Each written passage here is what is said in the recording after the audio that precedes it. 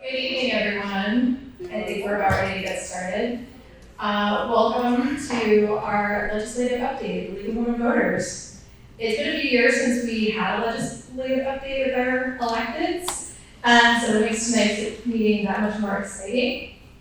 If you don't know me, my name is Katie Hallett. I'm the convener for the Salem League. That's kind of like being president.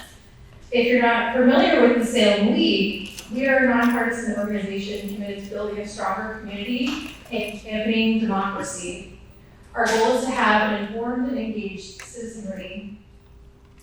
We believe in the principles of diversity, equity, and inclusion, and that they're central to our current and future success in engaging all individuals, households, and communities in creating a more perfect democracy. We have with us State Senator Joan and State Representative Manny Cruz. Senator Lovely is in her 7th term as State Senator for the 2nd Essex District, which comprises Beverly, Danvers, Peabody, and Salem. Senator Lovely has been serving in the Massachusetts Senate since January 2013.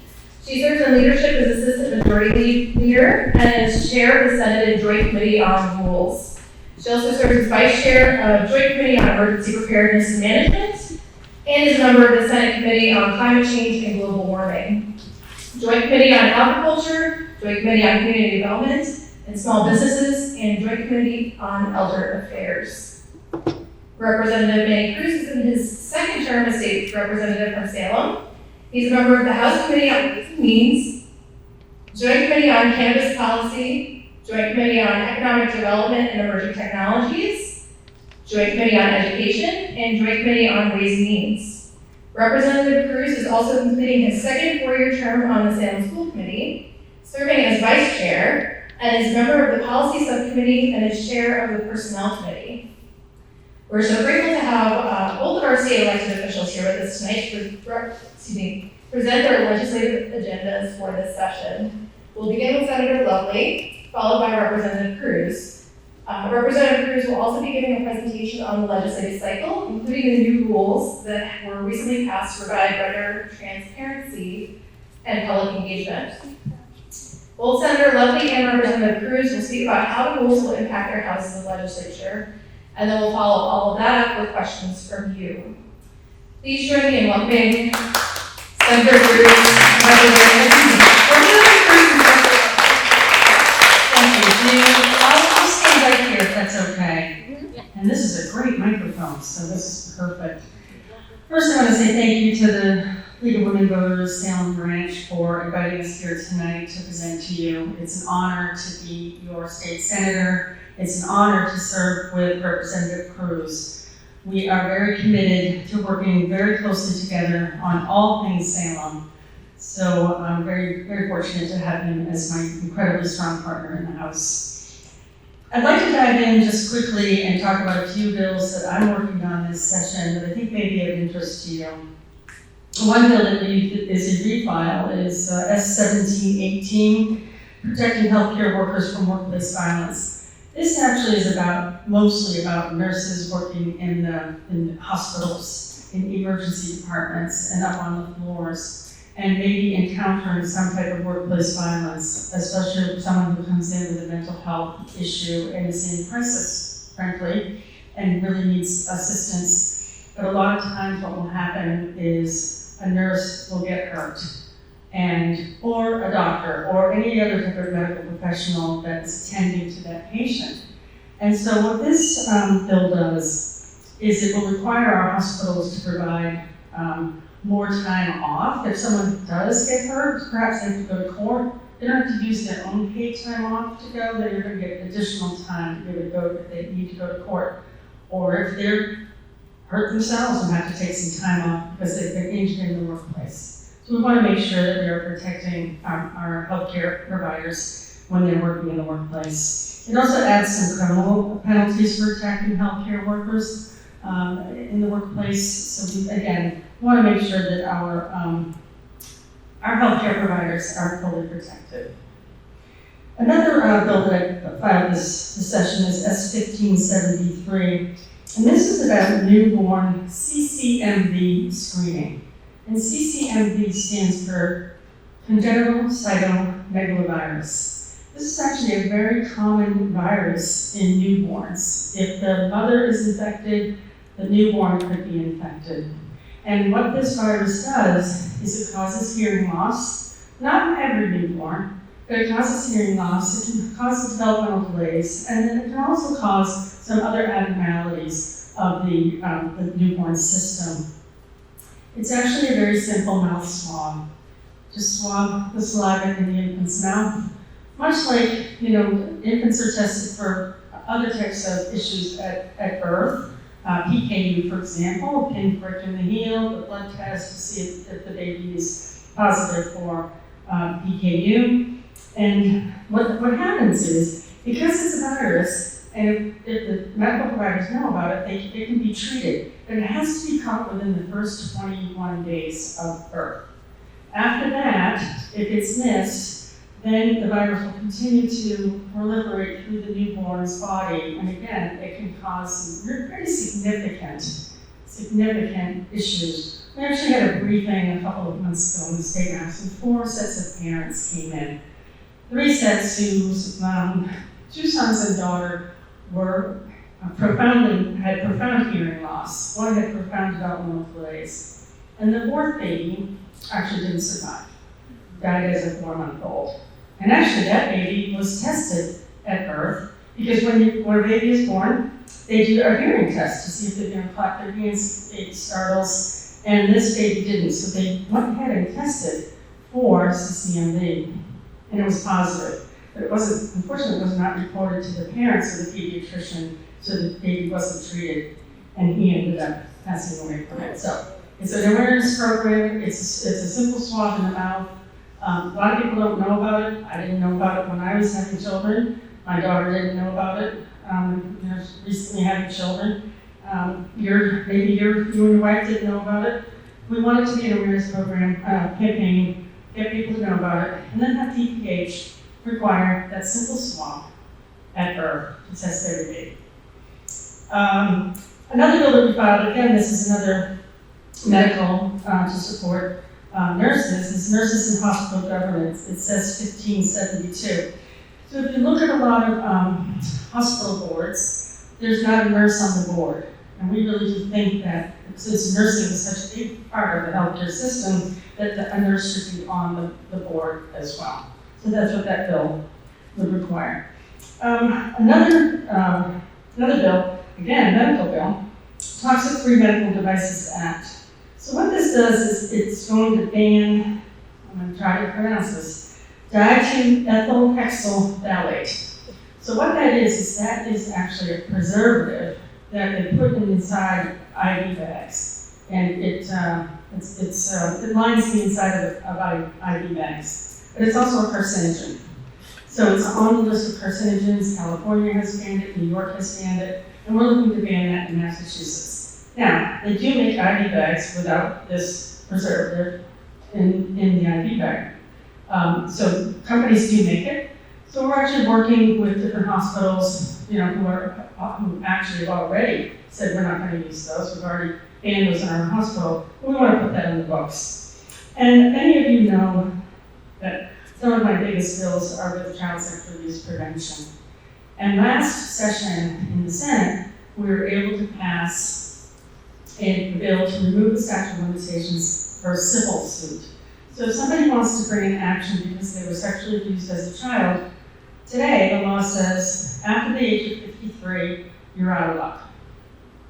The statute expires. And I often wondered why the age of 53? What's that magic age? Well, it's back in 2013 when I first came into the Senate, there was a bill actually being debated and passed that raised the age to 53 in negotiations with the Archdiocese. But now that a good decade plus has passed, and many states, more than half the states in the country actually have removed the statute of limitations to be able to bring a lawsuit, it's time for Massachusetts to do it too. So the Senate passed it last session, but it was at the end of the session, so we didn't give the House a lot of time to take it up.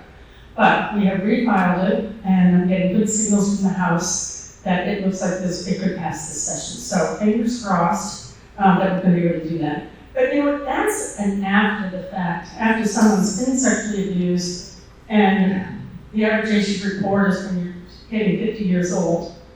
And so what we really want to do is prevent child sexual abuse. So I have filed a number of bills that actually helps educate, so it teaches our mandated reporters who are trained to trained in abuse and neglect, but child sexual abuse could manifest differently. And it's much harder to detect. So you need some training. We have the training, it's all done between the Children's Trust and the Abuse Campaign right here in Massachusetts, which our curriculum is used nationally, then we can do that right here in Massachusetts. We want to be able to make sure that our, all of our school personnel, coaches, anybody who's interacting with our children is trained in that. And then we also want to teach children appropriate boundary behaviors. Now, that doesn't always get taught in the home, it doesn't always get taught, elsewhere. We want children to really know what's appropriate and what isn't. So we're working closely with DESE to work on that as well. A couple more bills I just want to go over.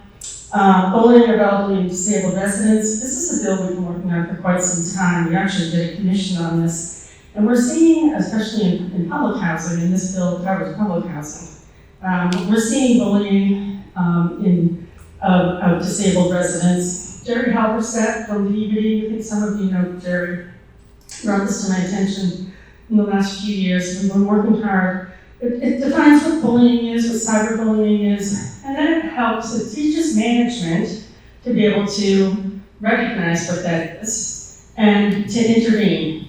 And then we want to create an ombudsman office in the Office of the Attorney General for someone to be able to complain up to and say, this is happening to me. We really need to put the brakes on this because it continues to be a problem. And quickly, the Hunger-Free Campus program. We actually have been able to appropriate $2.5 million to our Hunger-Free Campus program. We have filed a bill to codify this into law to fight for food insecurity on our college campuses. And it really has taken off all across the Commonwealth. And last but not least, safe drinking water in schools. So, many of our school buildings here in Massachusetts were built before 1978. But 1978 is when lead was banned from paint, but some may have lead service, water services that come into the school buildings. And these buildings are old, so we're not going to be tearing pipes out. But what we're going to do, and actually testing has been done on just about every school in Massachusetts, so you can go online and see in our community right here in Salem what schools may have an elevated lead and what the remediation is. And that's what we want to do is remediate and put fresh water fountains in each school, portable, of course, and just make sure that the water using for kitchen and cooking and washing also is lead-free, because any amount of lead in the child's body is too much. I could go on, but I'm going to turn it over to my colleague, and then I'm going to take over when he gets to the rules portion, and we'll talk about that. So thank you so much. Well done, Senator Lovely, as always. It's a pleasure working on the Hill. I want to thank the League of Women Voters once again for having me. How long has it been? Like 23 hours? Yeah. On the dais. So always good to be with you all and provide some updates from the Hill.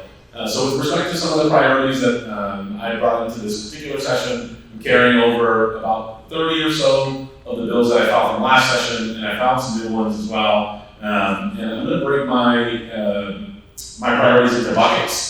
I won't give you bill numbers, but I'm happy to send a follow-up to folks in the league just so you can take a look at some of the bills where I think there's alignment and certainly interest in places that I'm looking for support.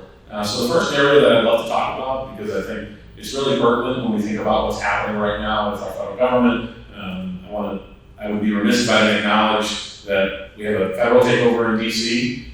We have seen federal law enforcement in our communities crossing the boundaries of people's civil rights, trying to commandeer our local resources. Just today, the New York Times was announced that Harvard is going to bend the knee to the Trump administration after fighting them in court on a secret deal. So I'd be remiss if I didn't acknowledge that we're legislating in the backdrop of what is quite truly an authoritarian regime that is moving to use the bully pulpit of the presidency to get anyone and everyone to essentially bend to their will. But we're resisting. Here in Massachusetts, we're in the fight. And one of the bills that I filed last session, that I've been a part of a movement for the last 8 years to try to get across the finish line, is legislation that will be very familiar to the league. It's called the Safe Communities Act, which is intended to create a bright red line between our state and local law enforcement from the federal government by doing a few key things, prohibiting what are called 287G agreements. These are federally unfunded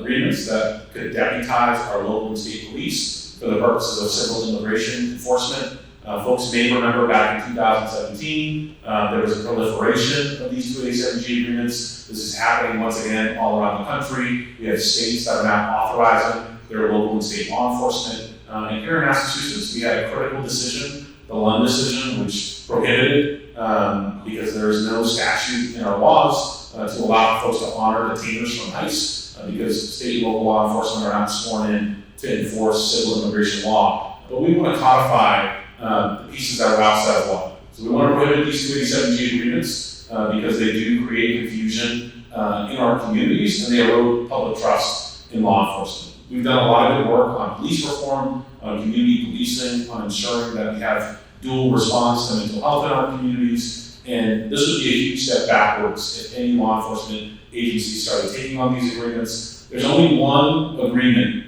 in all of the Commonwealth. Thankfully, we don't have any local PDs. We have a 287G agreement with the House of Corrections, and that particular agreement is not one that my bill would target, because in the House of Corrections, this is really about the housing of folks within the Commonwealth, and we want to keep people here within the state. We don't want them getting sent to Florida, to Alcatraz, or any other place that this administration wants to send people to. We want to make sure that our immigrant families, if they are detained and they're being held, that they are able to access their families, their legal counsel, because we know that that's the difference between being able to delay a deportation or finding some other legal remedy for folks to be able to stay here. So my bill would also ensure that local police officers explicitly in our laws are not allowed to ask questions about immigration status. It would also ensure that we create some positive rights. So it would, in effect, would create what we call a Miranda right now, but for folks in immigration proceedings. So if they are detained in one of our county jails, the sheriffs would actually be required to hand to these folks a list of their legal rights as immigrants who are being detained. And if ICE comes, one of the things that will be first on the list is that they're able to inform ICE right then and there, because they've been read their rights prior to ICE coming in and talking to them. They actually have the ability to deny an interview.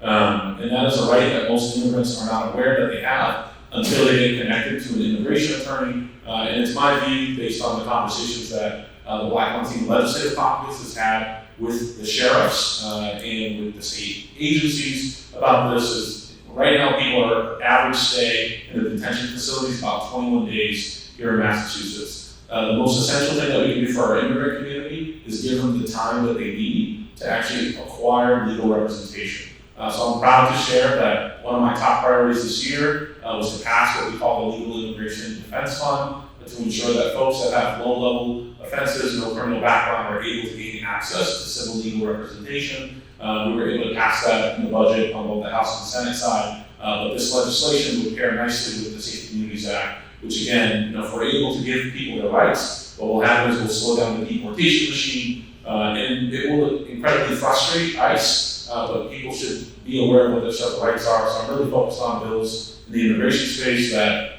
create positive rights for individuals. I have two other bills around immigration related matters. Number one is a bill to protect employees from any type of workplace abuse related to their immigration status. So if an employer threatens an employee, says, I'm going to withhold your pay, engages in wage theft, there would actually be a legal remedy for folks in the immigrant community to be able to come forward and to report to the Attorney General's office that I've actually been threatened by my employer based on my immigration status, and what would follow would be a civil process to create a punishment, because we know that there are certain companies that are, in fact, engaging in these types of tactics with our undocumented and immigrant populations. And the third bill that I filed is around housing.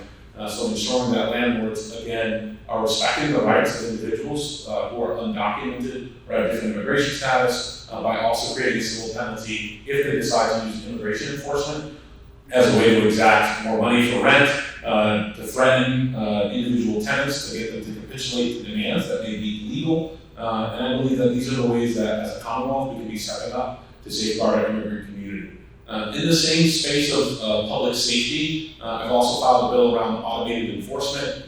One of the things that we know here in Salem, thanks to the great work of my colleagues on the school committee, on the city council, we've been trying to examine our safety of our schools here in the district. But one of the things that's super important is we have the ability now as a state, thanks to the great work of Senator Lovely, myself, and my colleagues now to do automated enforcement related to school bus violations. We still don't have automated enforcement when it comes to red lights. So we have a local home rule petition that we're hoping that we can get to the finish line this session, but I also have a statewide bill that I just find to be incredibly important at a time in which we're seeing there's more traffic coming into places like Salem, there's a lot more domestic travel happening, and unfortunately, despite the fact that communities like Salem have led the way with mitigation, what we often find, anyone who drives on any of our roads in Salem, people are just going too fast. And they are running the red lights. They're traveling on yellow. We've already had way too many traffic fatalities here in our Commonwealth.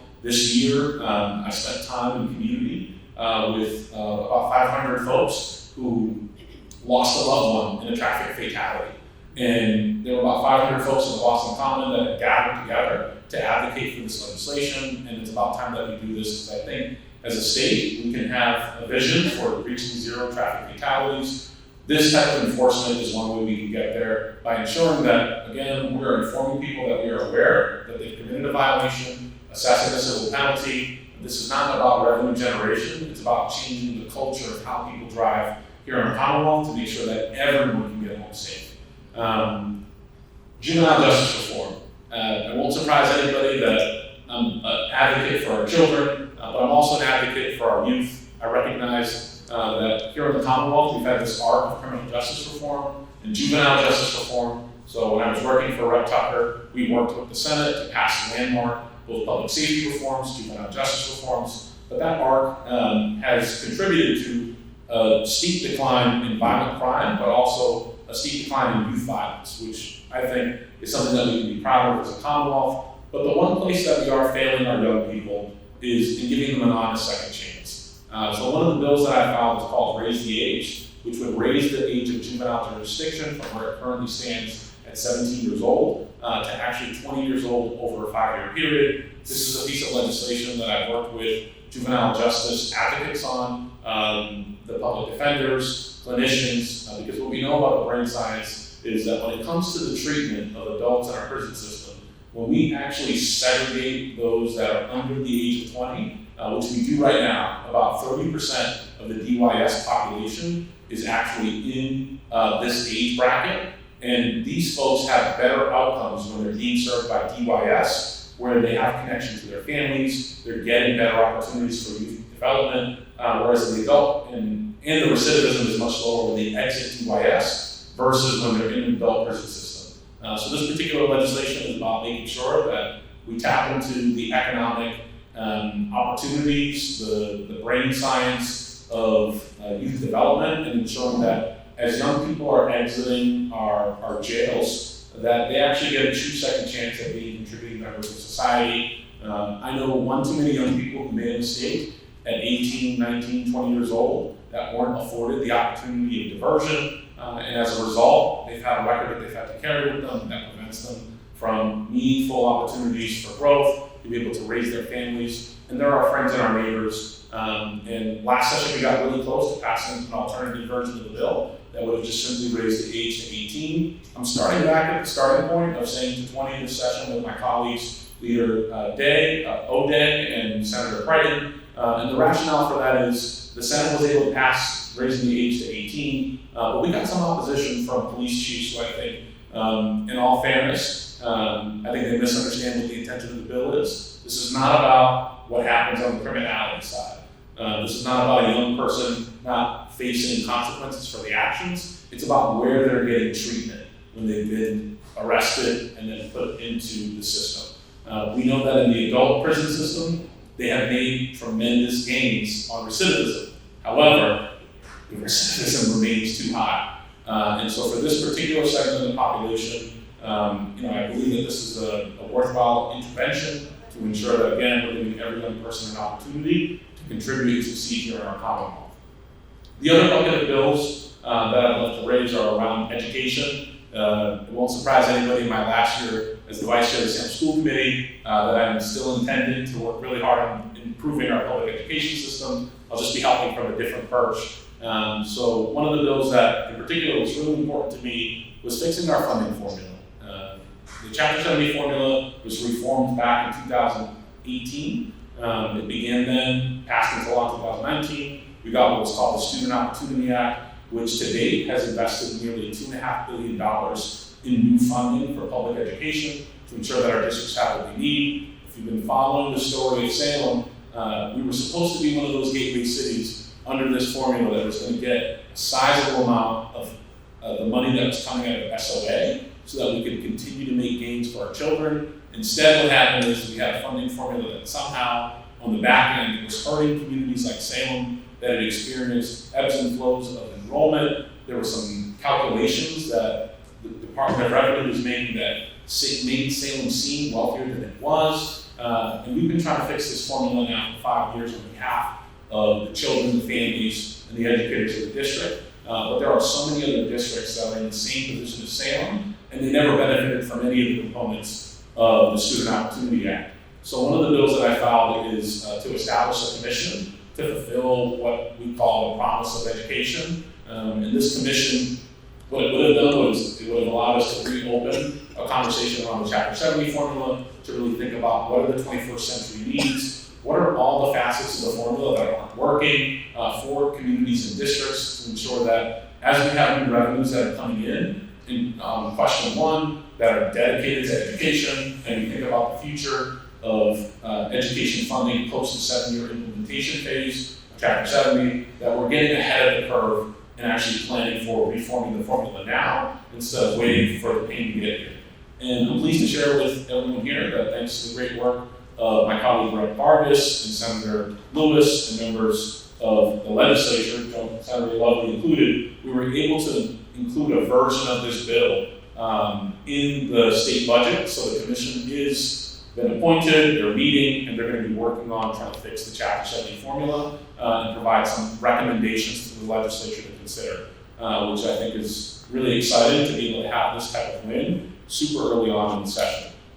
I found a few other bills in public education that I think are critically important. One pertains to insuring. I was a CTE kid who ended up going to college, and it was because of the intervention of groups and organizations outside of the public schools. If not for Leap Our Education, I don't make it to Salem State University, I don't gain exposure to four-year institutions. There's an alternative world out there where I am not your state representative, I'm a chef at a local restaurant making your meals. Thank goodness that isn't the case, because I'm a terrible chef.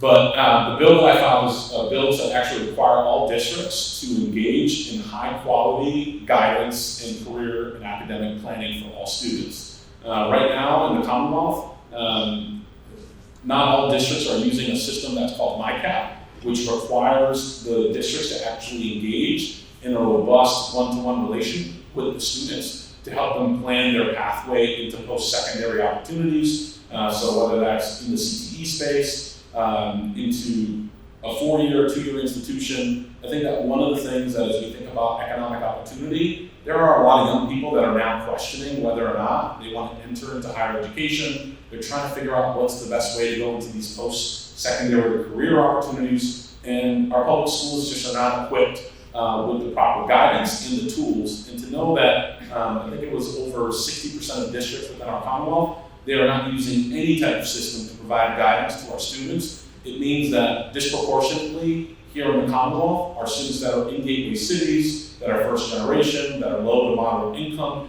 they are not receiving high quality guidance. So I'm pleased to share with folks that this particular bill has been heard by the Education Committee. It's been redrafted to incorporate a couple of other components and I'm hopeful that I'm going to be able to get this to the finish line, because I do think one of the things that, in response to what we're seeing coming out of the federal government, that is clearly going to be so important to this generation of young people is government, the first point of entry that they're meeting and that they're getting an opportunity to be exposed to is their education. So if their education system is not preparing them on the K-12 side for economic opportunity, prosperity, for the hope that they can have a future that's connected to an actual job that pays them a living, family-sustaining wage, we might be able to turn the tide with what we're seeing right now, which is young people feeling the despair. They've lived through far too many economic tumultuous times, and that they're choosing instead to go a different route, desperation, but we still know that having a post-secondary plan is one of the most important things that we can offer to our students.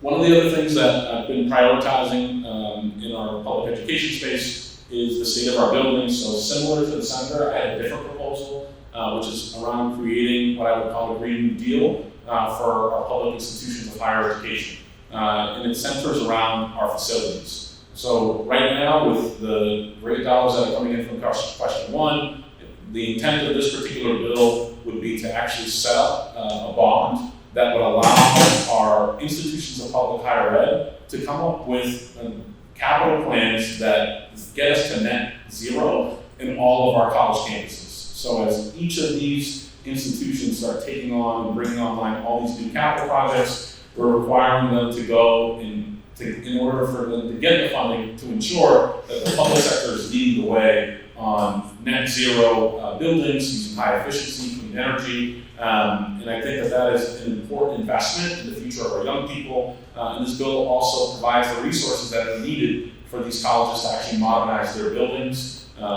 We have a very old public university stock of buildings. We see that here at Salem State, where every time I visit, I'm reminded that the Harrington building still stands as it did 40 years ago. And that's unacceptable for our students and for our educators who deserve all the best. So that's one of the bills that I'm actually working with the Mass Teachers Association on, and I'm hopeful that we can have similar conversations around what we need to do around the MSBA. The other bucket of bills that I'm prioritizing this session center around maternal health and birthing options for families.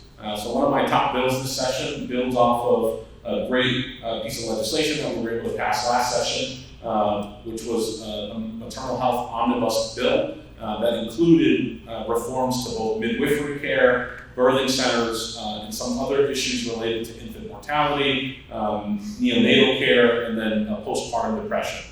And one of my bills was included as part of this package, thanks in partnership with Senator Lovely. We worked really closely together to ensure that one of the things that happened 4 years ago that drove me to run for public office was the North Shore Birthing Center closed, and within that piece of legislation, what we call for is making sure that birthing centers are an essential service, and that DPH actually has more teeth to prevent their closure should they get stood up. But we have more work to do in order to make sure that freestanding birthing centers can actually come to the forefront.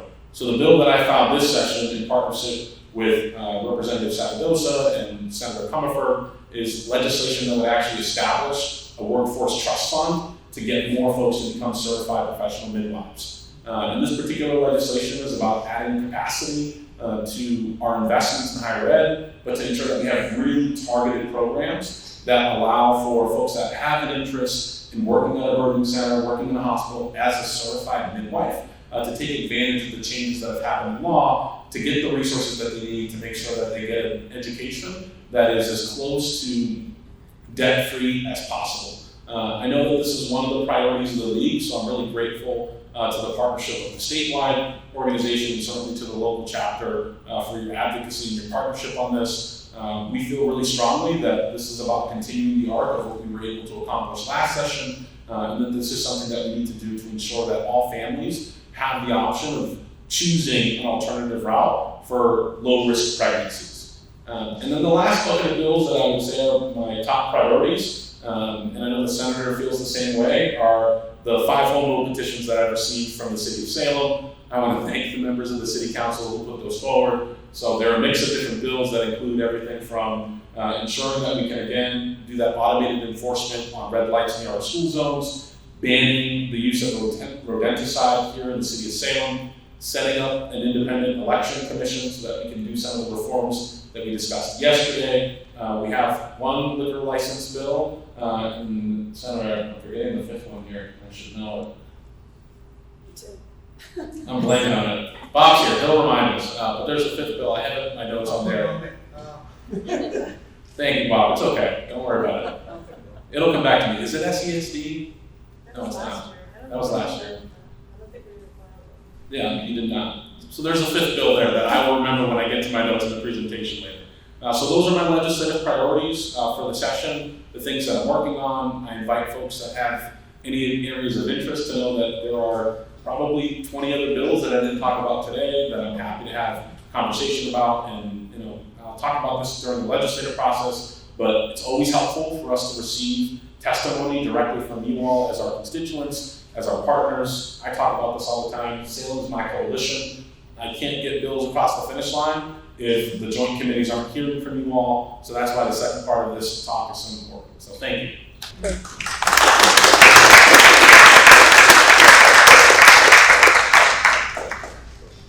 Are we calling here for questions, or do we? We're just going right into it. Okay, all right, so back on.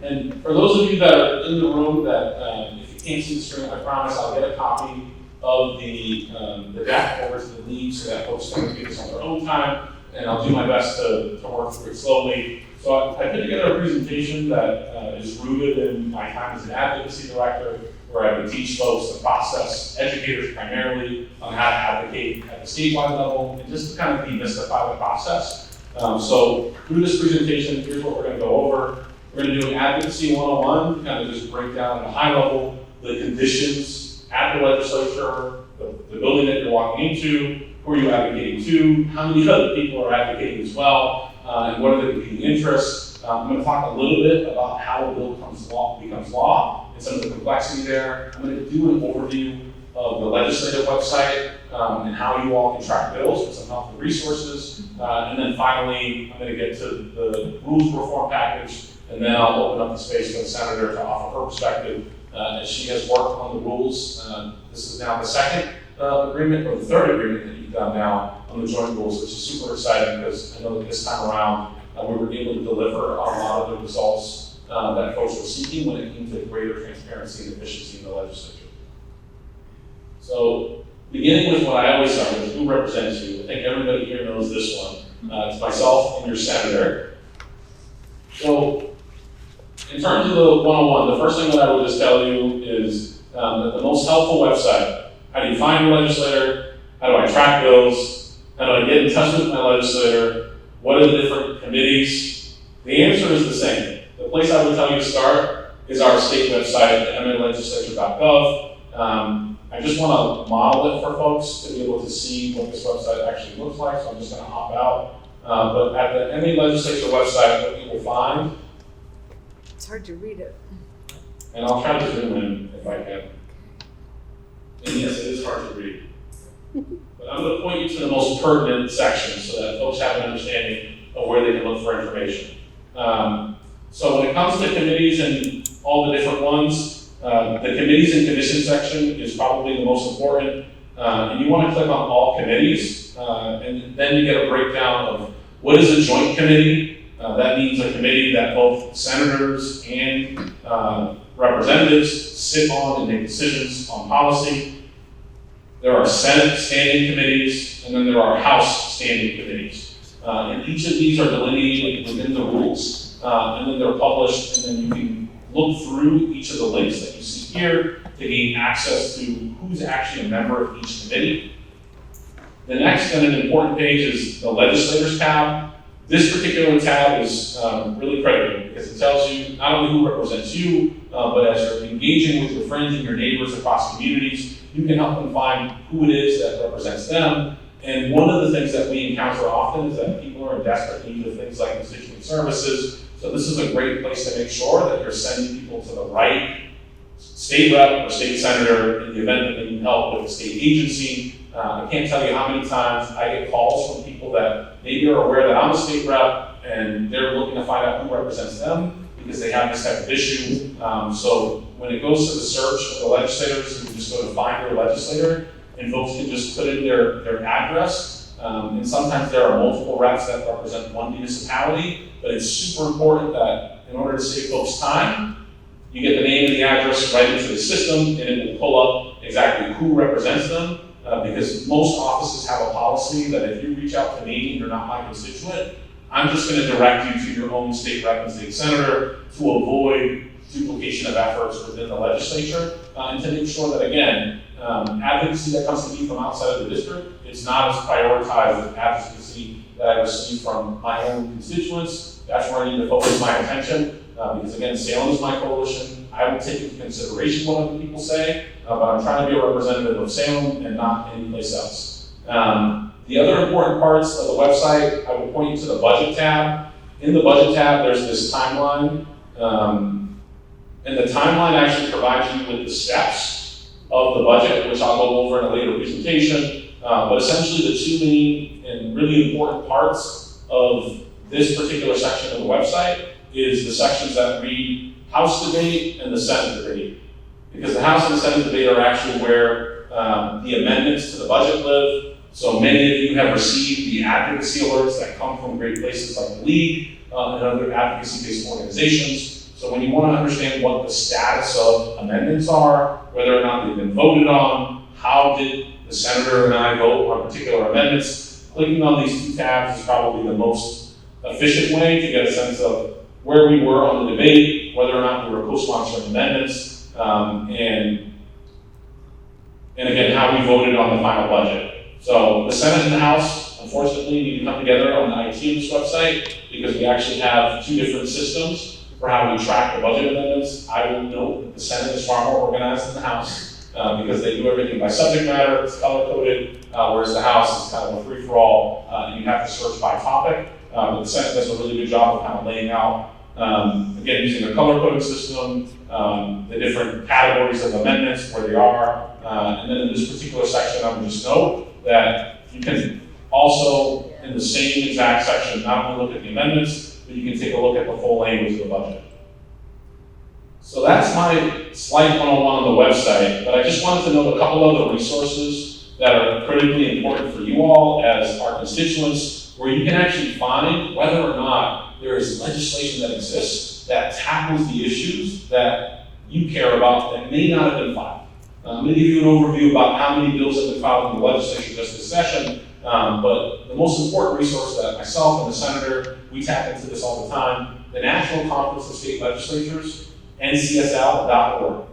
This website contains within it probably the most comprehensive database of policies, bills, budgetary amendments that legislators from all 50 of the states of the United States of America file. And so as you think about the subjects that you are interested in, one great place to start is definitely NCSL. And then the second website that I would point you to is BillTrack 50. I know that the senator's office and my office, we use it all the time to kind of just track down what's the status of bills. We can call the clerk's office, but sometimes when you're just trying to find the information quickly for a constituent, I know that that's a place that I go to. It does require a subscription, but again, it's an option for folks that might be interested. So to give folks just an overview of, again, the main functions of the legislature and kind of the conditions that we operate in as individual legislators in each chamber. So our role is simple. We're filing and passing bills, we're amending bills, and we're trying to pass laws. Every 2 years, the session restarts. And sessions typically last about 18 months. Over 6,000 bills get filed in a particular session. 6,000. There are 200 members. Each of these bills are a combination of local matters, they are statewide bills, there are many different types of bills by subject matter, and we're all trying to get our bills to the finish line, but that's a lot of legislation to take on in any given particular session. And then there's this arc of policy that accompanies that. Some of these bills have been refiled for many, many sessions. Others are new files, and to make matters, I think, more compounded, every 2 years we see a string of retirements, so you get new legislators that come in with different ideas that are building new coalitions and trying to submit bills. And so what I can say about these 6,000 bills in the legislative process is that each of them, if they're filed on the third week of January, they're considered seasonally filed.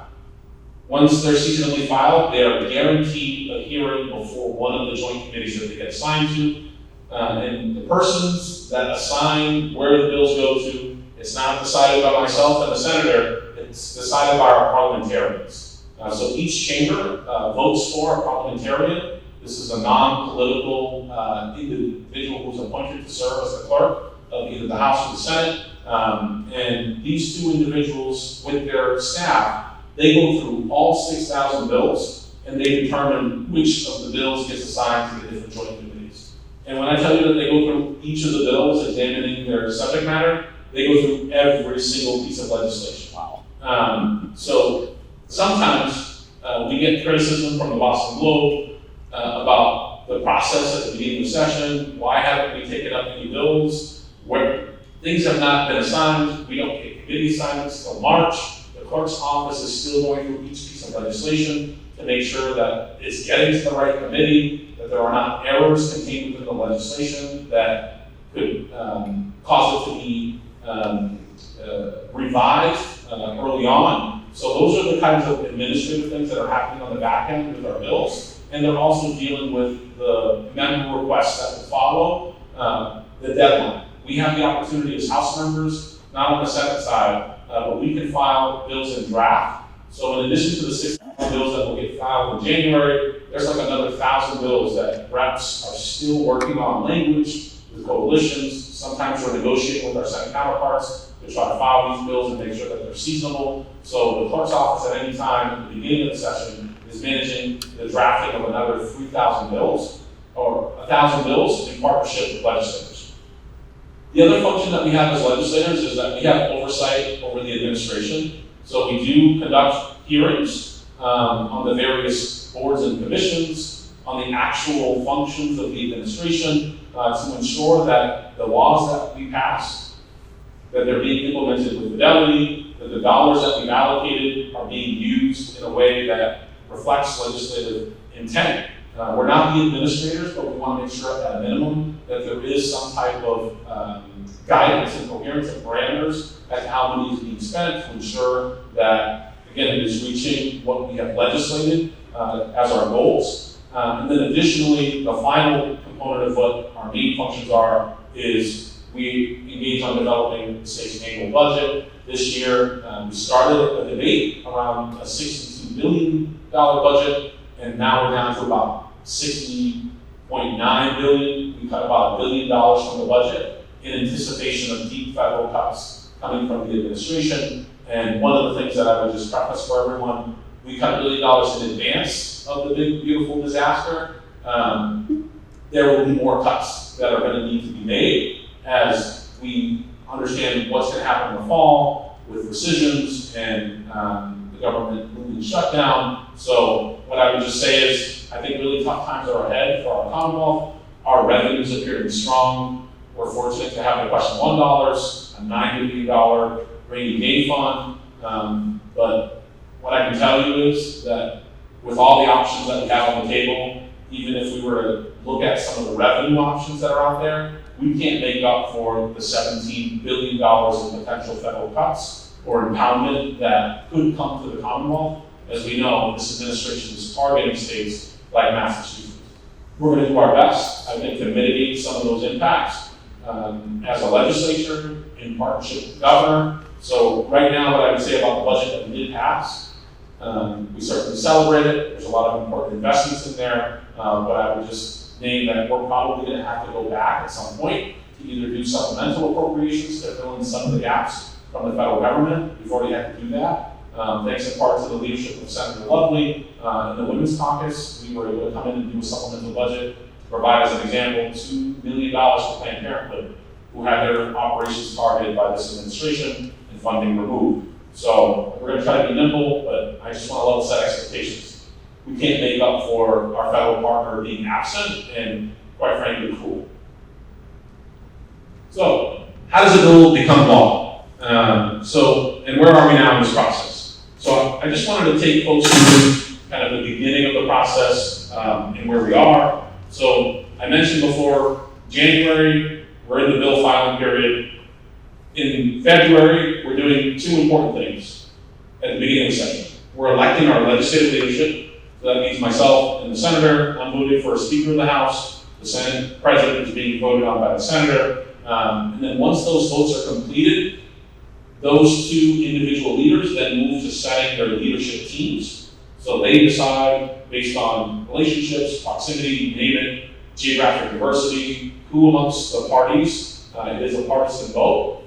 Members are going to serve as the leadership team. Respectively, both chambers have about 10 or so folks that serve in the leadership positions. And that usually takes a couple of weeks for them to sort out once they've been elected. And then once they finish with that, typically the first order of business for us as legislators to start the year is to actually vote on our rules within a legislative session. Over the past 5 years, we haven't had joint rules. We've been operating off of previous rules, but the rules essentially set the table for the debate within our committee structure, how bills are being decided on, and they're really important. And this is one of the areas that I know the League has been really adamant about engaging with us on transparency within the legislative process. So everything from hearing committee notices to public records, committee attendance, you name it. We'll go over the details of what changed in this particular session, but those are usually the two main things that we're doing as legislators during this time. And then we're also receiving the governor's budget, usually the last week of January, first week of February at the latest. And at this time, typically, what you're seeing is that the legislative leadership is now going to organize the membership. So it usually takes about a month and a half for the leaders to come together to say who's going to sit on which committees.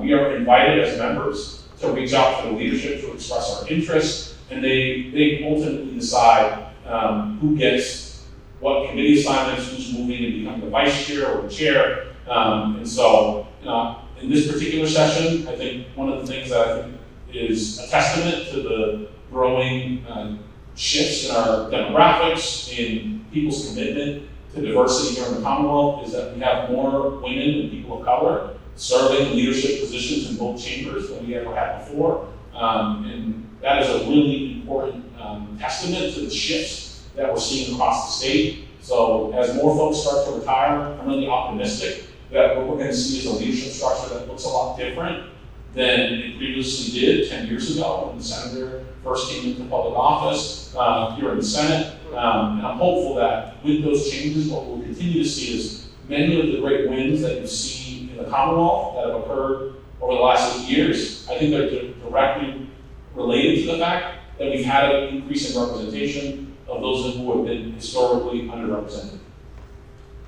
So then, moving from February to committee organizations, in March, once committees are released, we begin the process of evaluating the budget. So the joint committee gets together on Ways and Means. We schedule public hearings all across the state to listen to the administration, members of the public, advocacy organizations on particular topics, education, healthcare, transportation, you name it. We take all that input over a really truncated schedule. Usually there's about 8 or 9 joint committee hearings across the state. And this is all in service of, number one, questioning the budget that the governor puts forward at the beginning of the year, and then developing the priorities of both the House and the Senate.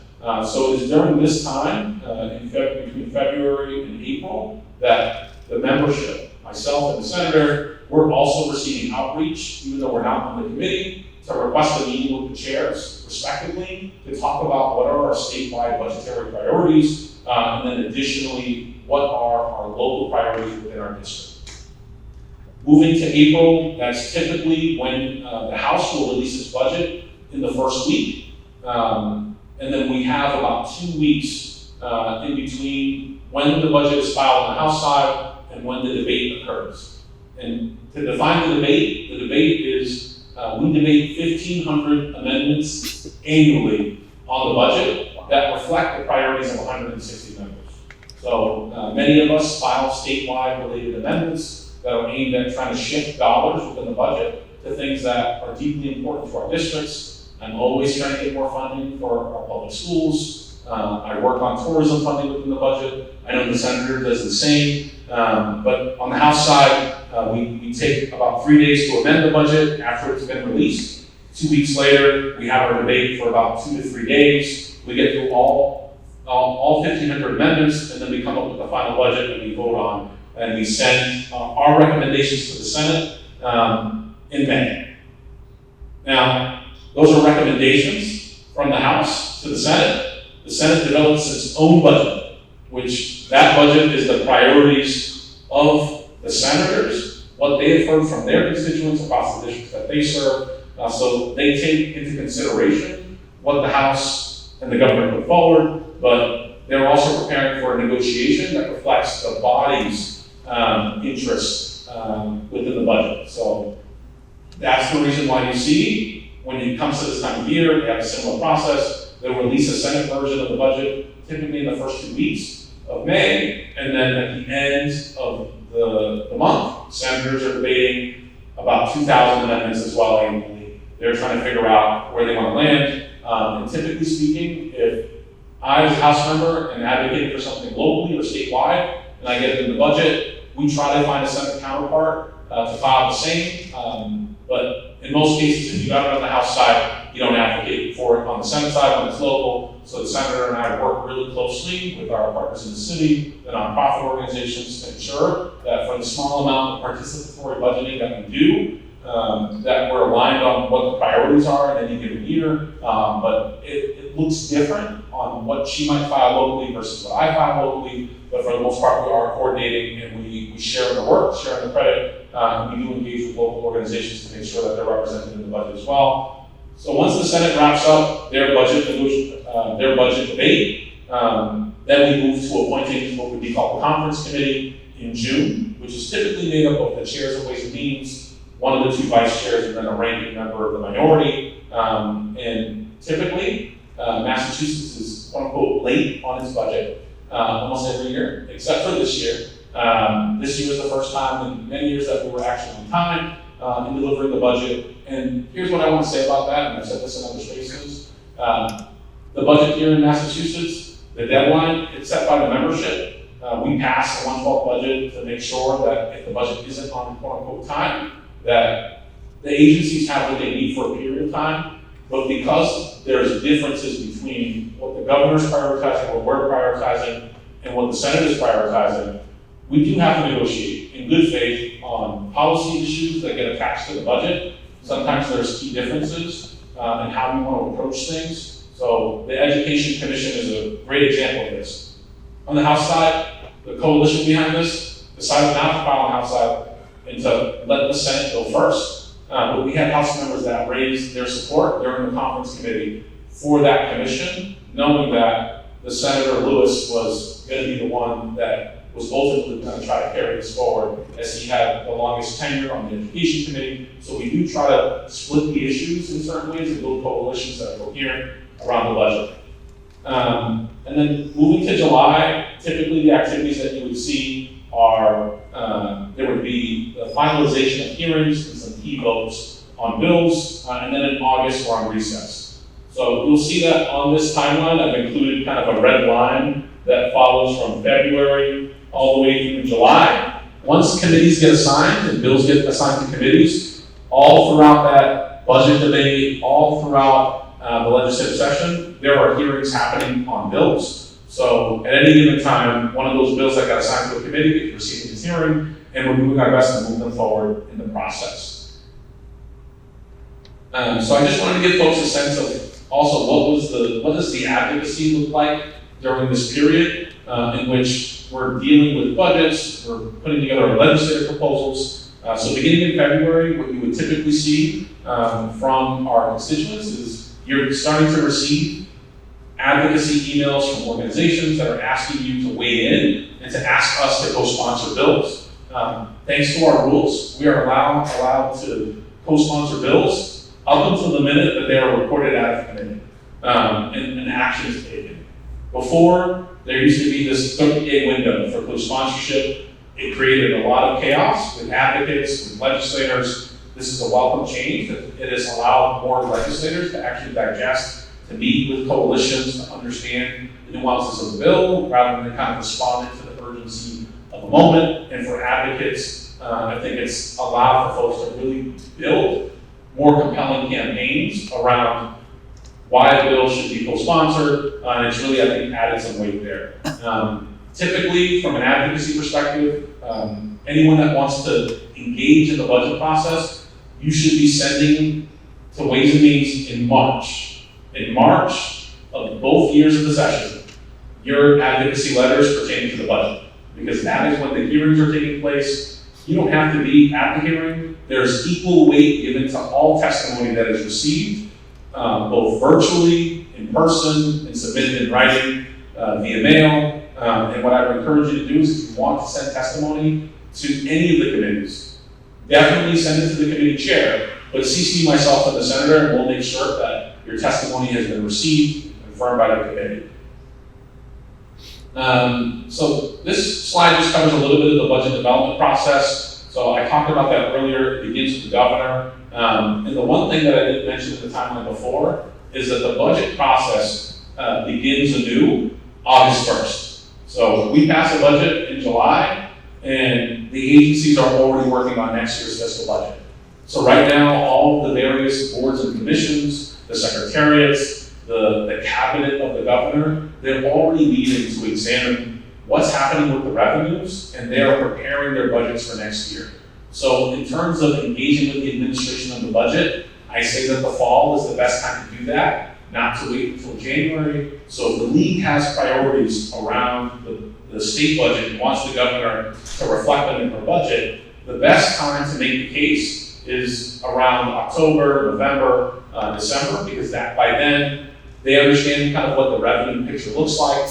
And what you're working backwards from is in December is typically when a consensus revenue report gets issued by the Joint Committee on Ways and Means and by the governor's office. So we've agreed, based on the tax collections of the fiscal year, that this is what our revenue is going to look like. But if you want to get a head start on the budget, that is the time to do it, is in the fall with the governor's office, and then coming to myself and the senator in the winter, I would say no later than March, about what your budgetary priorities are in any fiscal year. So with that, I've said quite a bit about kind of the legislative process, giving you a good overview, but I want to talk about what's changed with respect to the rules, which I think is really important. And I'm going to actually share the mic with Senator Lovely, because this is something that you worked so incredibly hard on, and I certainly supported it as best I could. I know my station in that building, and I think you did a remarkable job, Senator, in presenting the priorities of the residents of Salem that we've heard together for about 10 years. And these changes, I think, are really going to make our process a lot more transparent, efficient, and inclusive for all. Representative Cruz, that was so thorough, so concise on exactly how we operate in the legislature. I want to thank you so much for putting the time into this presentation and presenting it to everyone. So I have the incredibly good fortune to be the chair of the Senate Rules and Senate Chair of the Senate Rules and Senate Chair of the Joint Rules. And rules it's a pretty dry subject, but the rules conduct everything that we do in the legislature. They are public, they are online. I encourage you to go and read them and to really understand. When I was on the city council here in Salem, I had as a young councilor, a new councilor, I had a more seasoned councilor say to me, learn the rules, and I did. And I see councilors current councilors that are shaking their heads. It's very important to know the rules so you know how you're conducting the process, the parliamentary process. There's a lot of respect and decorum that's expected. We are representing you, so we are putting our best foot forward to be able to do that. So regarding, so I'm looking at how are bills assigned to committees, what happens upon discharge. So the representative already aptly explained how every bill is reported to a joint committee. And there are House committees and Senate committees as well. And I belong to the Senate, serve on the Senate Committee on Global Warming and Climate Change. Those committees actually don't typically receive bills. Those committees are to educate us as legislators, but also the public. So, for example, in global warming and climate change, we hold public hearings about every 6 weeks on a different subject matter. The last one was on carbon sequestration. These are public. We encourage the public to come and watch and listen and learn. We have academics, scientists from all over the country that will, these are all Zoom or Teams or virtual, so that we can encourage the public to log on and learn right alongside of us. And it's a subject matter. This is now my second term on the committee. I begged the president to put me back on. I said, I've learned so much in my first session, I really want to continue to come up to speed on this. And so, typically the House committees and Senate committees, not the joint committees, because they're hearing bills, but House and Senate committees, respectively, are set up to be able to, again, have public hearings on different subject matters to be able to educate us and be able to educate the public. So take advantage of it. And you'll find it, the rep showed you where you can find joint committees and the hearing schedule. And you can actually sign up for my legislature and be informed of this. It'll actually email you. So please do that. And so with regard to what happens upon discharge, so every bill, gets a hearing, even if it's a late file, which is after that January deadline. The bill will get a hearing. Even bills that are filed by a petition, by you directly, gets a hearing. Every bill is guaranteed a hearing. And so once the bill is heard, depending on how complicated it is, it may be reported out favorably, but it has to go to another committee. For example, a bill that may be heard in the Public Health Committee. I'll give you an example. We have a bill right now on alopecia. So if you want to buy a hair prosthesis for your alopecia, it's not covered by insurance. If you have cancer and you've lost your hair due to chemotherapy and treatment, your wig is covered by insurance. But for alopecia, it is not. So we have a bill. And so that bill is being heard in public health. Financial services, actually. It's in financial services because there's a cost to it. It's an insurance mandate. And I will tell you that the insurance industry and the Department of Insurance does not like insurance mandates. So what we have to do is get what they call a CHIA on it. It's Center for Health Information Analysis. So if we have an insurance bill, like this, the alopecia bill, then we have to find out how much is it going to cost each ratepayer, because that's who's going to pay for it. So the bill gets heard in financial services, and it gets reported out to another committee, healthcare finance. Now, healthcare finance controls the CHIA reports. They decide what bill is going to receive a CHIA report. So the alopecia bill, I filed it in the last few terms, and we were able to get a CHIA report 6 years ago. Well, a CHIA report's only good for 5 years. But what this CHIA report said, we have to do another one. We have to get it updated. So what the CHIA for this, I think that if I recall, the impact on the ratepayer was like 0.0001 cents per month for each ratepayer. Very low, under a dime for each ratepayer. We still couldn't get that bill through because it's an insurance mandate, and those are very much more difficult to get through. So anyway, my point is, sometimes bills are reported out and then reported to another committee.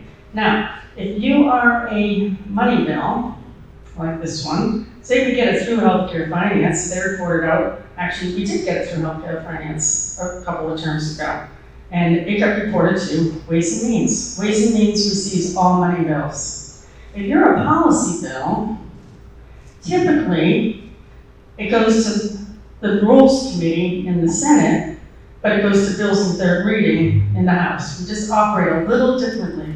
So if you're a policy bill, you're coming to, in the Senate, you're coming to the committee that I oversee, rules. And we're actually seeing bills reported in now into the Rules Committee. They're not a money bill, they're a policy bill. So you can see on the House side and on the Senate side that when the bills start to be reported out with a positive recommendation, they can go to steering and policy. They certainly will go to second reading if they're being reported to the orders of the day. And the orders of the day is actually our agenda for each, respectively, for the House and the Senate. And then they'll start to march their way through. Once they get through second reading, then they do go to third reading. We do have third reading in the Senate. But some of those bills, the policy bills, will stop at rules first. And I'm going to tell you what does rules do with those bills? We actually examine all of the testimony that came in on those bills. We want to re-examine that to see where the support or the opposition is. And then we actually send the bill out to the agency that may oversee it. We need the position of the agency, the administration. How is this going to impact? Who is it going to impact? We get all of that testimony back, and then we can report it. We report to the President's office and the Senate side, this bill is ready to be moved to the floor. The move is, and that's out of courtesy. We do have leadership in the President's office, and then the bill will move on. Similar to the House, stops at bills in third, that's where that review takes place, and then it moves to the House. Once we get that bill to the floor, and we're voting on it to be engrossed, the Senate will vote on the House will engross the bill, send it over to the Senate. So it's received its review in the House, it comes to the Senate repeats that review, we engross, we send it back to the House for enactment. The House will take another look at it, send it back to the House sends it back to the Senate for enactment, and then it goes to the governor for her approbation, her signature, her support. So there's a lot of back and forth. It's very intentional. Sometimes, a misplaced comma or a word out of place can make a bill seem to do something different than the legislative intent. So that is the process of how we move these bills along. And again, it can take some time. And I'm going to go now to the Joint Rules Agreement. So for the last, as the representative said, for the last 3 sessions, we were not able to be able to settle a rules package between the House and the Senate. So what we do is revert back to the last rules package that we passed. But we have wanted to see more updates in the joint rules. The Senate rules, the Senate oversees our rules. We can update our rules. We do that at the very beginning of the session. Same with the House. The House oversees their rules. They can update them, and we have done that. But for the joint rules, we were not able to come to agreement. Now, I'll tell you what's different this session, and I was completely fine with this. In the Senate, myself as the chair would oversee the conference committee. So this is actually the joint rules that the House put forward, how they wanted to change the joint rules. The Senate put forward how we wanted to change the joint rules, the additions we were looking for, and edits, and then it goes to a conference committee. So I was named to the conference committee, but not to chair the conference committee this session, because in the House, the conference committee is chaired by the majority leader. And I'm the chair of rules. So there's a little bit of a power imbalance there. That's okay. That's okay, recognized. The majority leader is the majority leader. I'm an assistant majority leader. But we decided on the Senate side to have our majority leader lead the conference committee. And I was fine with that. I was on the committee, and actually, for this conference committee, we did it completely in public. So we actually had the press there, we had the public there, as we were negotiating what these joint rules were supposed to look like. And this is what we came up with. First, we said, let's make sure that anybody who reads these bills knows what they say. So plain language bill summaries, not legalese or citing different, you have to go and look at this general law and then look at this section. plain language for summaries. Make it very plain so everybody can understand it. We extended the hearing notice.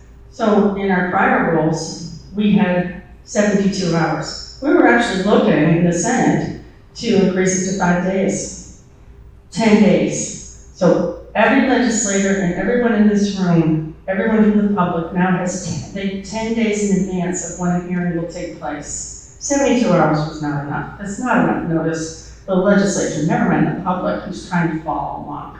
So 10 full days, wonderful. Remote participation.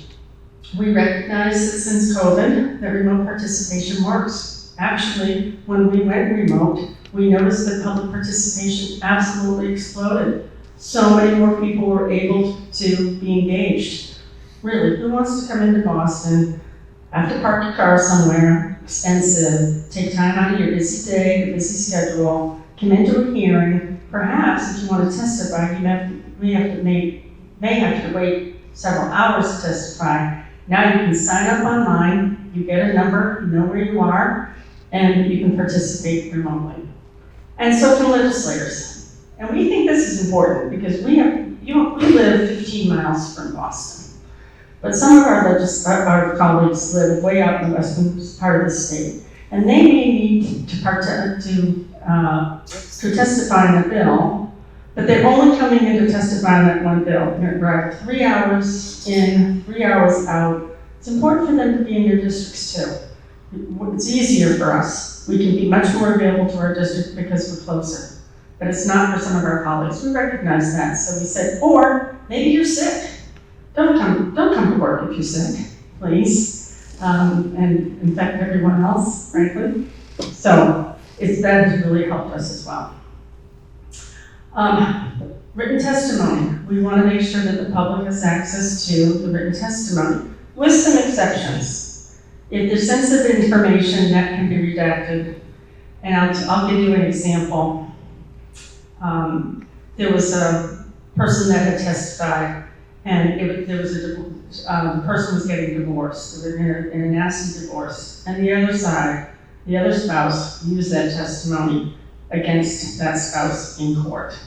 So we want to make sure that people are able to redact, but still be heard before the committee. So written testimony, with exceptions, is available online.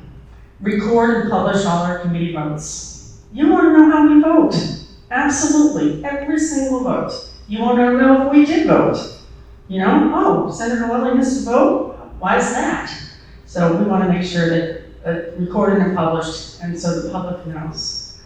Our conference committees, again, the first sessions of each conference committee are public. I'm actually in the camp that we should have our conference committees in public. When I was negotiating, leading the debate in the Senate side for our public records rewrite back in 2015, we did that entire conference committee in public. Several public hearings, we had the press there, we had the public there. We actually came up with a better conference committee report. But first sessions of conference committees will be in public. We actually decided to move up our deadline for bill reporting. So for bills, and they will be reported out on the first Wednesday of December. That's called Joint Rule 10 days. So if you look in the Joint Rules and you look at Joint Rule 10, that's when we self-impose a date when all these bills are to be heard. We want to make sure every bill will have a hearing. It always used to be the first week in February of the second year. But that didn't give us much time between February and the end of July to really process these bills and get bills passed. I call it the funnel. We get towards the end of the session, the funnel goes on, and then the bills get stuck and they don't move.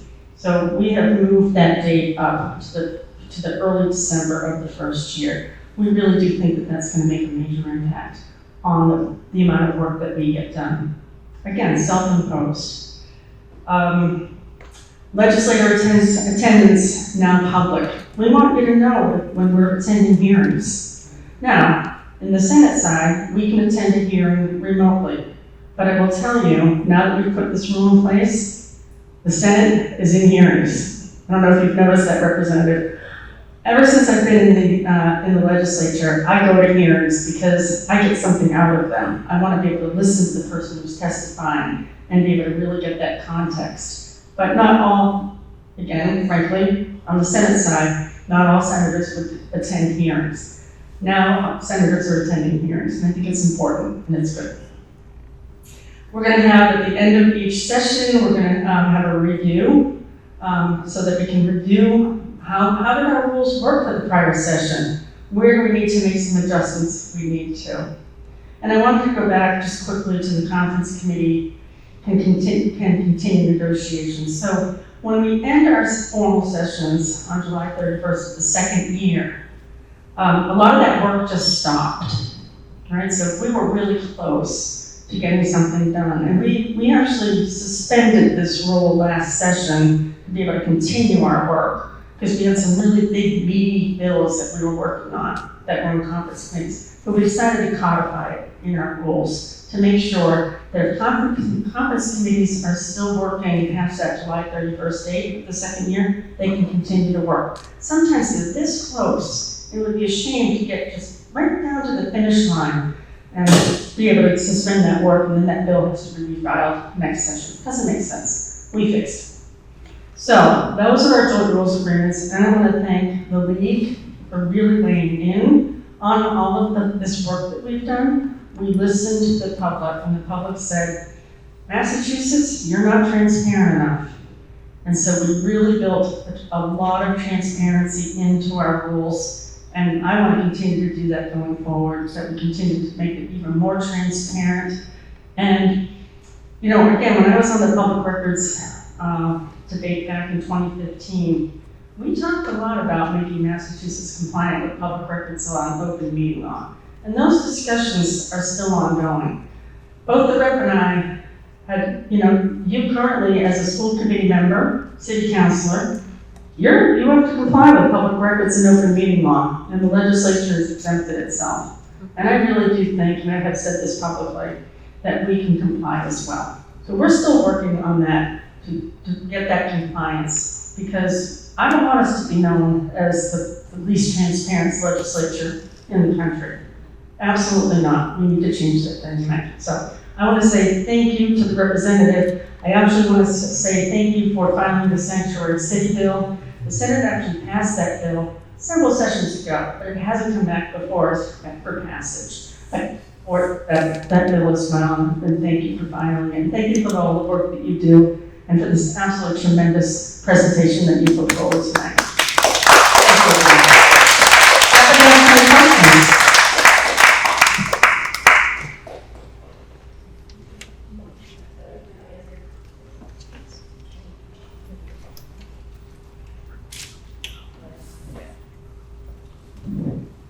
Once I get this one on, just raise your hand if you want to ask a question.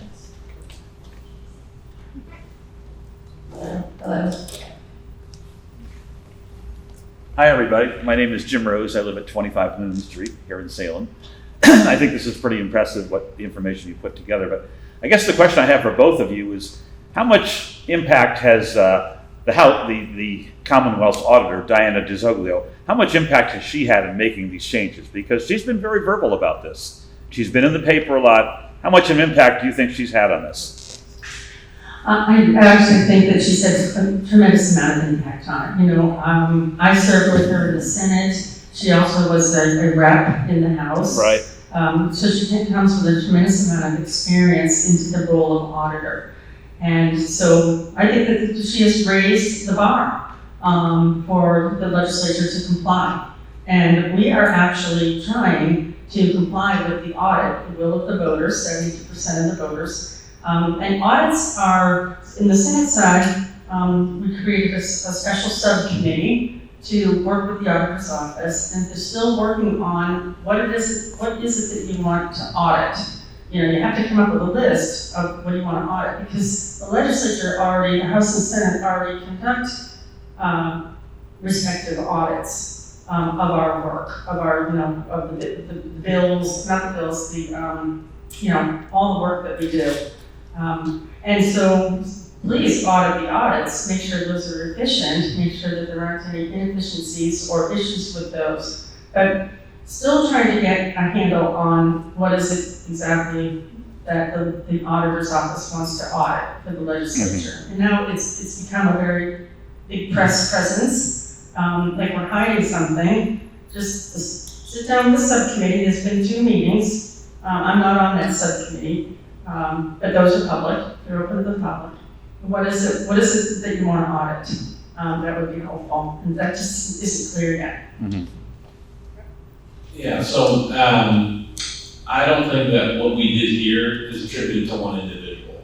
To be clear, I think this is the culmination of the work that many organizations came together before the auditor was running for public office. She's an ally, a friend. I served in the same delegation with her. I was one of the few people that endorsed her when she ran for auditor, but she herself would not take sole credit for what's happened here. So I just want to be very clear, I think that there are a lot of folks that were committed to this. I came into the legislative session expressing my concerns with this particular issue. Folks will know our lieutenant governor, when she was our mayor, wrote an op-ed about issues related to transparency. And so I'll name that the culture around some of these issues has shifted with some of the departures that have occurred in the legislature of folks that were holding on to the old way of doing business. And I think that there was that resistance was really strong from some of those folks who believe that this is not something we needed to take on. But I think we have a new generation of legislators and advocates who came together to say, this is important to the public. And so I know Diana would say the same thing if she was in the room, that she played a role, but she's not taking credit for this on the backs of what everyone else has said is important to them. And I think the one thing that I would just add about the audit, and this is where I think people get confused about the kind of leader that Diana is, her goal is not to conduct an audit of the legislature. That is an activity of the office. Her goal is to shift the conversation about transparency in state government. So that's a vision. That's the North Star. So I would just remind folks that the politics that you're seeing playing out in the Boston Globe with Senate, House leadership, the Attorney General, the Governor, and some of it spills over to Twitter. That's just politics. But I don't think that, as someone who voted for the question, right, when people would reach out to me and ask me, to the sitting legislator, hey, what's your position on this? I told folks, point blank, I'm voting for it because I know we're already audited. That's not what her intention is. Her vision is, I want to make sure that we have transparency across all agencies, including the legislature.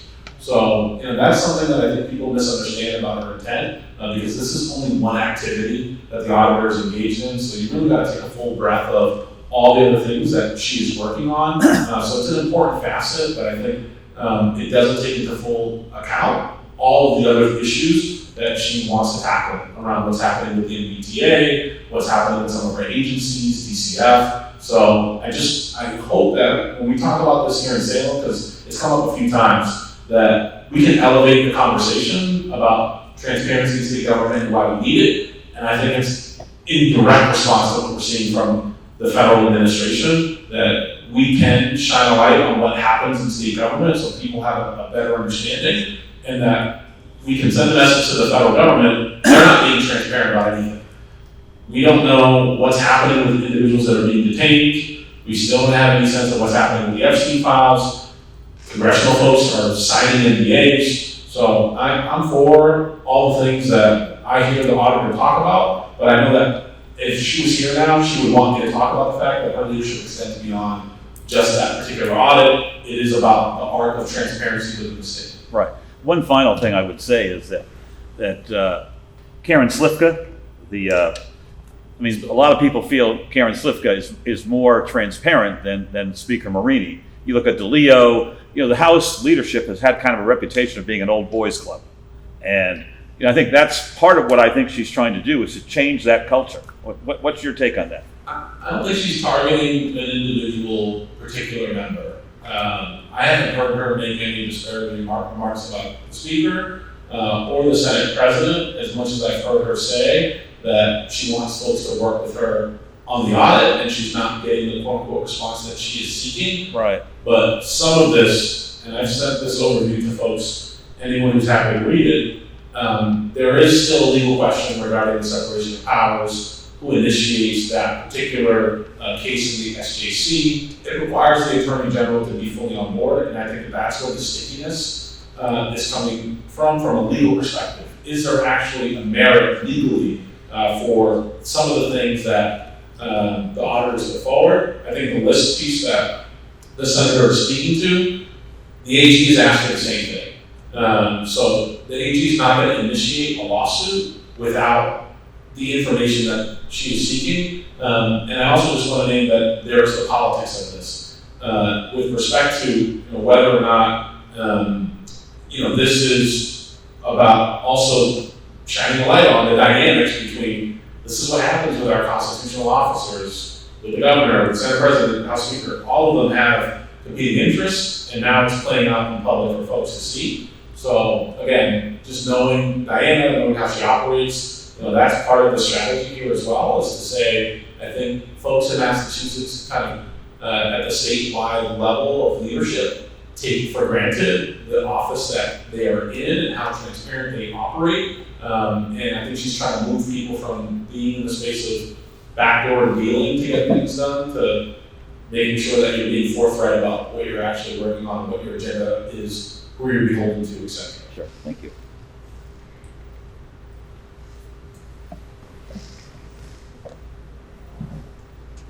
Hi, I'm Cynthia Peoples, relatively new to Salem, and thank you so much for this incredible presentation.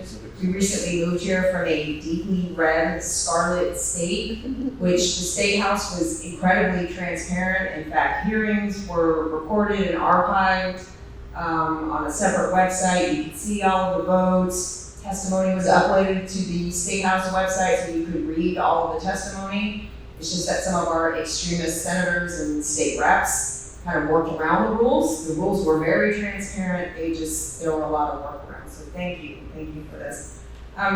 Because I kind of nerd out on this stuff, I just have a couple of process questions in terms of mass.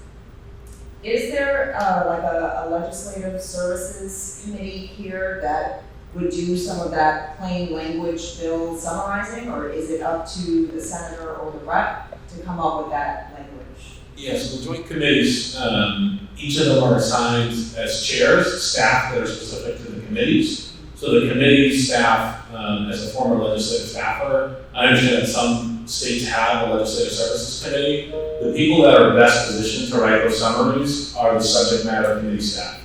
They are some of the most knowledgeable people about these issues. They've been engaged on them for a number of years. They know who the advocates are, and they engage with them all the time. So I think that their capacity to do the summaries is totally there. So we don't have a legislative services bureau, and I don't think, quite frankly, we need one. Someone that works on with the Progressive Caucus, and as a staffer and now as a member, our staff comes together every time we're going to have a formal session to create summaries for members. So I've seen that work firsthand. So I think we're going to get high quality summaries of all these bills from the committee staff. So I know that that's an idea that's been floated out by other folks based on what some other states do. But I respect my colleagues who are staffers to know that we don't need to hire more people to do that work in a different division. We need to support the committee staff that are doing that work right now, and they're perfectly capable of doing so. Okay. And is the testimony, is it uploaded to the state, the House side, or on the senator website? Does the public have access to that testimony, and are the hearings recorded and archived somewhere? Yes, so we actually just passed this joint rule package about a month ago, and we're putting that together. But yes, it will be located on that website that the rep so greatly outlined, and there will be a tab that will say testimony. Okay. And my final question is about bills passing out of the joint committees. Is it a simple majority vote, or is there a specific percentage of what that vote needs to look like? So it is a simple majority. And one of the things, if I'm not mistaken, Senator, that's in the joint rules is that if there's an issue in which most of the time you're filing the House and Senate version of a bill that comes before a joint committee. If the chairs can discuss this, but now the branches can report out separately, so that, again, if a senator feels really strongly about their bill, the joint committee isn't making the decision, it's the Senate members of the committee that are making that decision, so that it gets reported to the body. It's not sent to study, and then folks can actually have their own debate in their respective chambers. So yes, it's a simple majority in most cases, but there is the option to report out just separately a House and Senate version of a bill. So that would be my answer, is that yes, it's a simple majority, but we have options for keeping a House bill in the House and the Senate version of the bill in the Senate. Thank you so much. And welcome to Salem. It's my second time seeing you. Thank you for getting involved early on. Hi, I kind of have a follow-up. My name is Lindsay, I live here in Salem, and something that I would really like to see is for the Medicare for All bill to get out of the committee. It's been there for 25 years, and I don't know why. I don't really understand all of this, other than what you just said, so thank you for that. But if I wanted to advocate for that, what would I say? It's not me. Okay. So thank you so much. I'm a big proponent of Medicare for All. And I think this is the arc of Massachusetts' commitment to ensuring that everyone has access to health care. So it has been kicking around for more than 2 decades. And this particular bill is really important, especially in light of what we just went through with the global pandemic. This idea that we're going to continue to rely on our employers to give us health insurance, knowing that at any time folks could lose their jobs in large swaths, and it's not like we're dealing with an administration that has ebbs and flows of economic policy that aren't leading to increases in unemployment because folks are coming to our offices and telling us that they're losing their jobs in droves here in Salem. I think there's not a week that goes by where I don't get at least 5 or 10 unemployment cases that are coming my way, where folks have cited that because of either federal grants being withheld or the tariffs that businesses, government sector alike, institutions have made the decision to let people go. So what can you do to advocate for the bill? So once the bill's heard, typically the timeline that has been published by most of the committees is that you have about 7 to 10 days to submit your testimony. So that deadline is a hard deadline. We can ask for an exception if the bill's deadline is already passed. So what I would say is equal weight is given to in-person testimony at a hearing, virtual testimony at a hearing, or to written testimony. The virtual and the in-person, you get maybe 2 or 3 minutes to provide your testimony before the committee. You can't get into the level of exposition, you can't share data. As a former advocacy director, I train people on this. It's really hard to get to the point in all the things that you want to say. I actually think written testimony accompanying your testimony at a hearing is the most powerful thing that anyone can do. So sending that written testimony directly to the subject matter chair and then CCing the 2 of us and requesting an opportunity to tell us what your position is. I'm looking around the room, I've met with so many about different bills that you support, that are priorities for you. Those are the bills that, from a co-sponsorship perspective, conversations on the floor, I'm always looking for ways to support them. So don't get me wrong, there are some bills that I let constituents know, like point blank. I thank you for your advocacy. You and I are not going to see eye to eye on this issue. And I'm going to vote in line with what I believe my district cares about on this issue. I'll let folks guess at what some of those bills look like. But I'm always happy to have the conversation and let people know what my position is. But I think that that's the most effective thing that you can do, just from an individual standpoint. Collectively, what I would say is organizations like the League of Women Voters, subject matter-based coalitions. So if you care about access to healthcare and Medicare for All, that's what Healthcare for All is here for. Join Healthcare for All's newsletter, make sure that you're engaging in their advocacy actions, and get connected with those statewide organizations because they are the ones that have the pulse of what's going on with the bills and how to advocate for them. I just want to add really quickly, personal stories matter.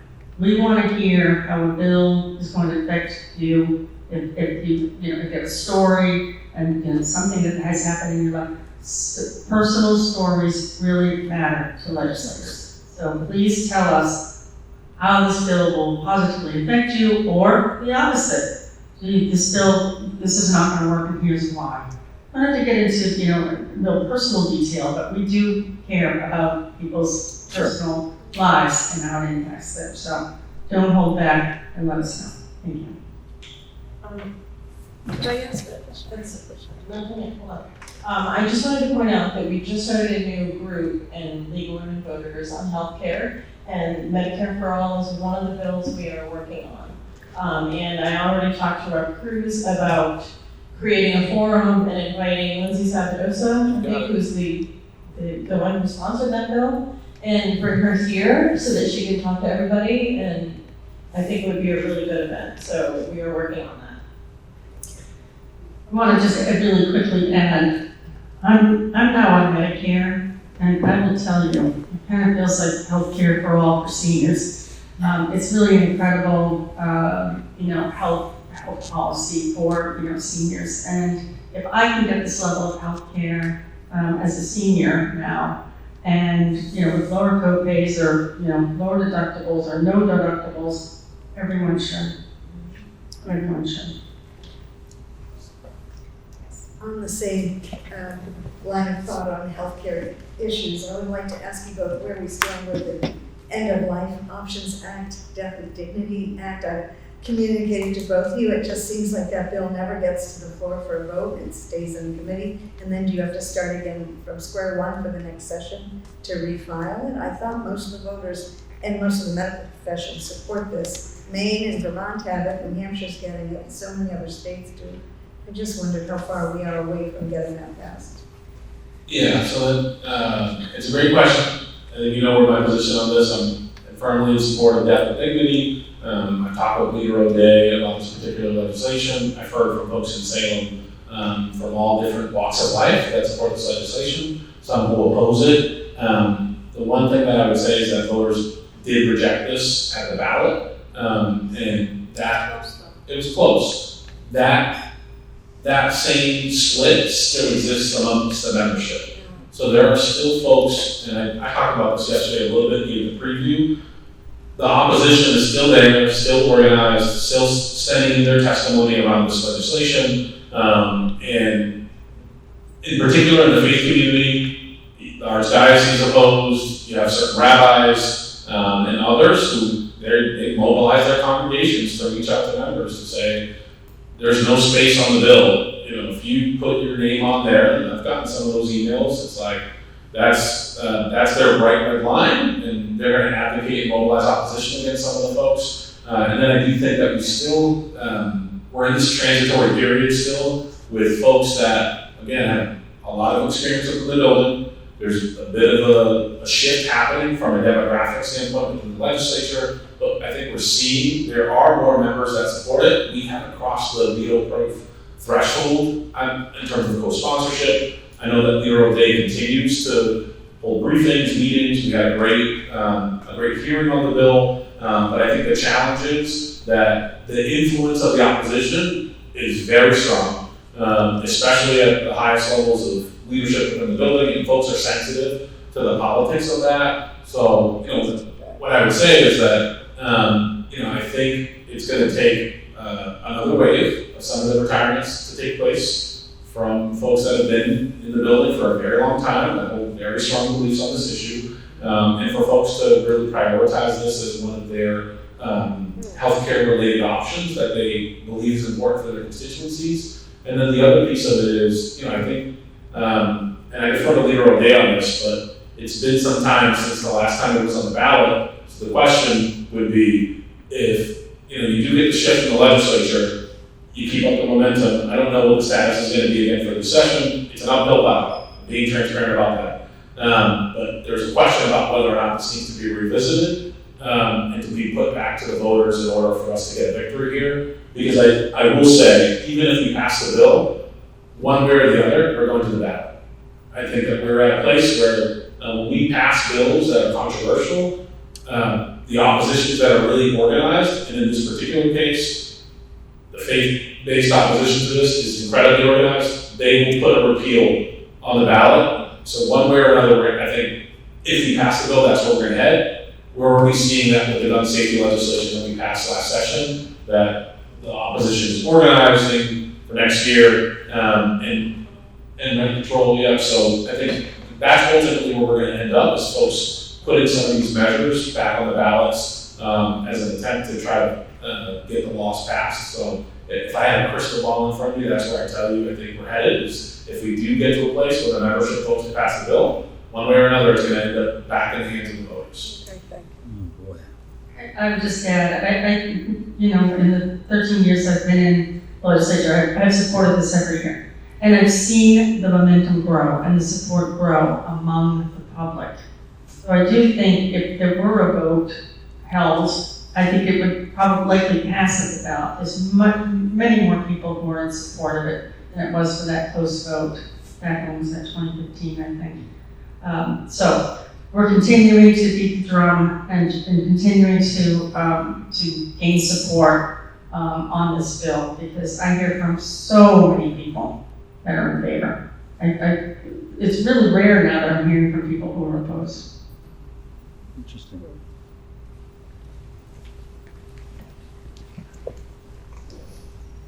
Yes, Dennis Colbert, I've been a lifelong Salem resident.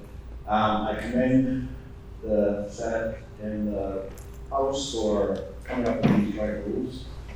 One question I have is why only the public first section is public and not every meeting? And the other is, this works out good for the joint committees, but what about the individual committees in the House and the Senate? I mean, what's the status of those becoming more transparent to the public? I mean, right now I think the legislature has a very poor reputation of being very open to the voters. So I would like to know what your take is on why only the first session and the joint, and where we stand in the House and Senate. So for the conference committees, where the first meeting is open to the public and then the conferees can vote to go to executive session, sometimes there's very sensitive information that's discussed that may not be able to be public. That's why, like the public records law or the open meeting law, there's a number of exceptions when that open meeting law goes into executive session, or where that public record is not available to be public. And it's similar to that. That's why we should comply with open meeting law and public records law, in my opinion. But there could be sensitive information that's going to be discussed, and that's why committees will move to go into executive session. But again, with that public records rewrite, we kept that completely open, because we were debating the very law that we were telling people they needed to comply with. So that was I insisted on it as the Senate chair and the House chair said yes as well. And that's why with the rules, with this new rules package, that we insisted on having that in public, so that the public could be part of that process. But we weren't discussing sensitive information. We were discussing information that directly, in fact, impacts the public. So we wanted them at the table. But sometimes there is sensitive information that our committee will then go into executive session. So I tackle this in two ways. So working backwards, this particular issue around the first, I think it's a start. It's part of the negotiations. There were trade-offs that were made around this particular issue. My understanding here is just like any public body that goes into executive session, the reasons for going in are likely because there could be an economic impact for things that are discussed that are not on the table, that aren't proposals. We see that already with bills as soon as they get filed, that folks are worried about the economic impact. If those same things cause a stir and disrupt markets here within Massachusetts, sometimes we're talking about negotiations that are related to union contracts, when we're talking about supplemental appropriations. I can see the rationale for ensuring that, again, we're being sensitive to how the strategic conversations are happening in a way that don't disrupt kind of the order of the day, if you will, at different types of institutions. And gives me comfort is when we finish with the conference committee, whatever makes it in, that's publicly available information. So that should report out of what took place in executive session, what was left out. So, could there be more opportunities for open sessions of conference committees? I think there will be. I think that that's just the floor, if you will, about what they're planning to do. But at any time, two subject matter chairs can come together and say, we want to agree to do something per our rules related to this. So on the House and the Senate committee side, I think, just to clarify with cause confusion, the joint committee applied, the joint rules apply to how we operate when we're working together in the debate, and then we have our own separate rules. Many of the same reforms that you see that took place here, they took place for the House standing committees and membership conduct. So we have rules as an example that require all House members to be in person in attendance at hearings that they are a member of, as an example. That's not included in the joint rules, as an example. So, we've already conducted our own reforms, so all the things that you see here, they apply to the standing committees of both the House and the Senate. Great, we've reached the end of our time tonight. I want to thank you all so much for joining us, and I especially want to